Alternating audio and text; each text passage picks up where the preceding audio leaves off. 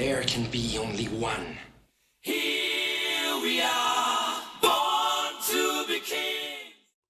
Welcome back, everyone. It's Charlie. Henry Cavill just released the first look from his Highlander reboot movie with a couple of scenes. There can be only one. He is playing Connor MacLeod. There's a bunch of familiar faces in the film. Dave Bautista is playing the new version of the Kurgan. Russell Crowe is playing his mentor Ramirez. Karen Gillan is playing his wife from the Scottish Highlands. So we'll break it all down.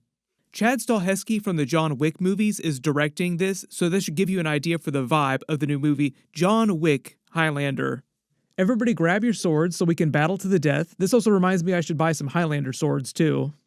I know there's going to be a ton of questions about what they're doing with this new version of the franchise, this new jumping off point, because just like a couple of other big movie franchise reboots in the last 20 years, we literally just saw one with the new Masters of the Universe movie. I just did a trailer video for that. Henry Cavill's Highlander movie is a reboot of the first Highlander movie with Christopher Lambert that will probably change some things about the plot from that, some of the characters, and then in success will plot a different course in future sequels than the original Highlander movies did, and then the eventual TV series that came after that too with Duncan MacLeod.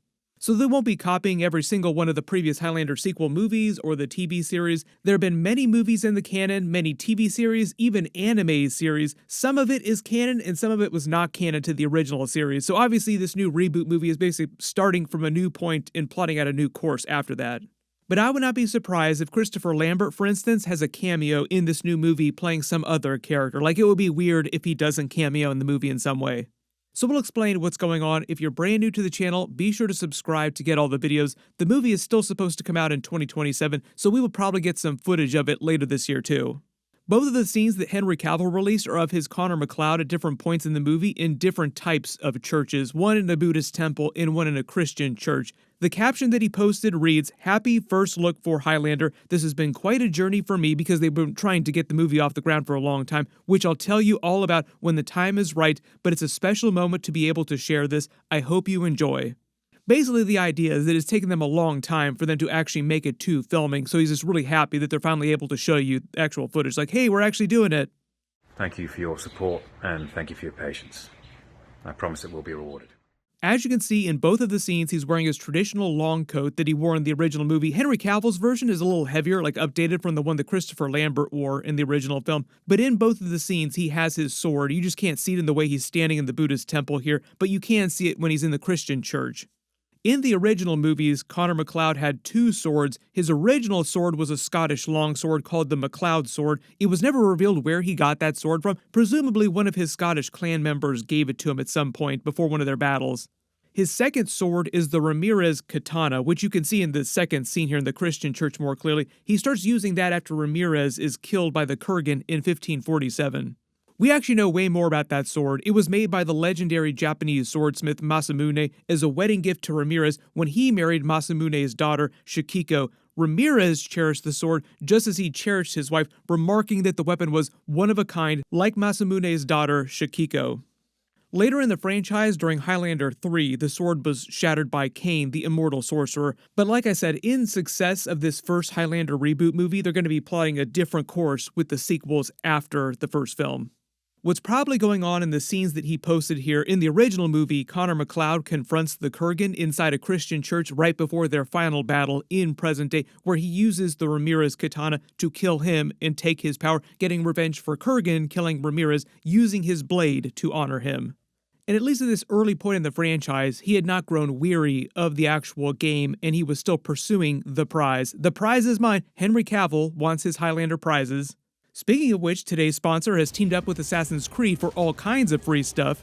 Currently, they're introducing 5 new legendary champions from the Assassin's Creed franchise for a limited time as part of a crossover event. Ezio Auditore da Firenze, Edward Kenway, Bayek Basim, and Cassandra. Raid is one of the biggest mobile games in the world that's totally free to play. As part of this, they're holding a special Ezio Chase event. Ezio is a master assassin who uses debuffs to weaken his enemies before piercing their defenses with precise strikes from his hidden blades. Right now, all players can get Ezio for free by logging into the game for 7 days. And there are multiple ways to obtain the other new Assassin's Creed legendary champions, including dedicated events, tournaments, and summon boosts. The new event dungeon villain, Pontiff Augustin, is a religious zealot who has discovered a piece of Eden in Teleria and is using it for his own gain. Defeat him to earn time-limited chronophage gear as well as gear from other valuable sets. And if you unlock all 6 Assassin's Creed champions during the event, you will earn an exclusive bonus reward as a special thank you.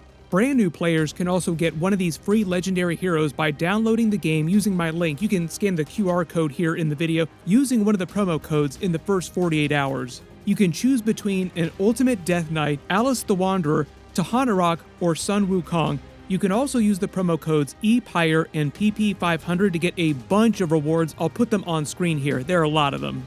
So be sure to check it out, enjoy some of the new Assassin's Creed legendary heroes, and don't forget to use the promo codes to get all that free stuff. Then the scene in the Buddhist temple is also probably a new scene that just wasn't in the original movie, or they've added some backstory for a moment that they only implied but never showed. During all the Highlander movies in the Highlander TV series with all the different characters, you get a lot of flashbacks across their long lives, across history, important moments along the way. But because they lived so long, they did so many things, there was no way they could show every single thing that they did. So it was really easy to add some of those missing moments into the newer reboot movie. When it comes to some of the larger lore of the actual series, I'm also expecting Henry Cavill's reboot of the Highlander movies to retcon most of the backstory that Highlander 2 tried to create for the Immortals just in general. The older Highlander movies already kind of did this themselves too. In the original first movie, they never explain where the Immortals come from, only that it's the source energy that makes them immortal and it's the source of their power, and they're all searching for the prize, to win the prize by killing all the other Immortals. Until the time of the gathering, an irresistible pull towards a faraway land. To fight for the prize. There was a TV movie with Duncan MacLeod called Highlander the Source that tried to explain what the source actually was, but that movie isn't considered canon anymore, so if the new reboot movie attempts to explain where the Immortals come from or the source itself, it'll be very different. Because the director of the John Wick movies is doing this, I'm expecting them to take the John Wick approach to the way it treats the lore of the John Wick universe. Remember the first John Wick movie where all these things start happening and they never fully explain the backstory? You just learn about different characters, different groups, different organizations, why they're fighting. Part of me feels like that's actually a pretty smart move for them to take. What is canon so far in the Highlander universe is that the Immortals don't know where they come from, and they call the source of their power the Source as a generality because none of them really understand what it is or why it exists in the first place. The other most important aspect of the mythology of the series is the game itself. The game is a term that the Immortals use for the ongoing conflict between them, wherein all of them fight a battle to the death until there is only one of them left. That is where the quote, "there can be only one," comes from. Because of their power, they can heal any wound, except getting their head cut off. It just takes them a little while to revive, but they will revive against any other kind of damage. The only way to perma-kill them is when one cuts another's head off, and when he does that, he absorbs his power as well as any special abilities that they might have. Some of the Immortals have special visions of the future, like dragon dreams in the Game of Thrones or House of the Dragon universe. Some have other extra types of powers. Because of this, as they all continue through the game, the survivors continually get more powerful, with the idea that the final immortal winning the game, being the last one left standing, wields 100% of the source power that each of them carries portions of. Winning the game is referred to as the prize when you defeat all the other immortals. The reason why this series is called Highlander is because it's told from Connor MacLeod's perspective, and he begins the story, as far as he remembers, as a member of the Clan MacLeod from the Scottish Highlands. So it'll be kind of like the other immortals calling him the Scot, like, oh look, it's the Scot coming, but calling him the Highlander just sounds way cooler. But remember, Connor does not remember his birth, he doesn't remember his parents, he doesn't know why he's immortal, he only figures out that he's an immortal after a battle between his clan and another, leaves him with a mortal wound, his clan sees him die in battle, falls, mourns him, then the next day when he revives, like all immortals do, he goes back to his town, everybody sees that he's still alive, and they think that he's an evil spirit, basically forcing him to leave his clan. But at least at the time, he has no idea why he's revived, like he doesn't understand anything. Then along comes Ramirez, who's been aware of his immortality in the game, been playing the game for much, much longer, finds and explains everything about their race to him. Then the Kurgan, another immortal warrior from Russia, comes to kill them both because of the game, and Ramirez and Connor's Scottish wife are killed in the process.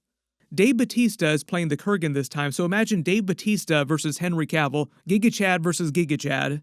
Russell Crowe is playing Ramirez, and Karen Gillan is playing his Scottish wife. She's barely in the original movie and doesn't really have any action scenes when facing the Kurgan, so I'm expecting they've changed that significantly for Karen Gillan's version of the character, and we'll get at least a brief fight scene with her and probably an expanded storyline in the past and flashbacks. They wouldn't cast someone like Karen Gillan for like a 2-second blink and you'll miss it kind of cameo role. She also said that she would be using her natural Scottish accent for this too. She's used it a couple times in videos that she's posted. It's a bra bricht, moonlicht nicht the nicht. Gonna geese a bag of chips and a can of iron brew, please, Margaret. I dunna ken, eh? Jeremy Irons is playing the leader of the Watchers. The Watchers are a regular human order dedicated to observing and recording the Immortals' lives and the game across history. Each Immortal through history is assigned a different Watcher, but because the Watchers are human, they have to pass their duties on to another Watcher when they're about to die. They were created by Amaletu the Akkadian after he witnessed Gilgamesh the Immortal coming back to life, based on the real-life Epic of Gilgamesh, which was a real-life ancient Sumerian poem about Gilgamesh, who was a real person in history and the king of Uruk once. This is actually going to be a big couple years for Henry Cavill. He's also playing King Alfor during the live-action Voltron movie. I think that's still supposed to come out in 2027 at some point. Now all they need to do is make a Thundercats movie. We have Masters of the Universe, Voltron coming back in live-action, and they're making a live-action Gundam movie at some point too. Henry Cavill is also working on the live-action Warhammer TV series. I've already done a number of videos about that. I think that's not coming out till after the God of War live-action series, so maybe not till 2028 for Warhammer. Everybody post all your reactions in the comments below, and if you spotted any Easter eggs or references in the scenes that Henry Cavill posted that I didn't talk about in this video, just write them below in the comments. Everybody click here to learn about that live-action Warhammer TV series, and click here for my Masters of the Universe trailer video. Thank you so much for watching, and I'll see you guys in the next one.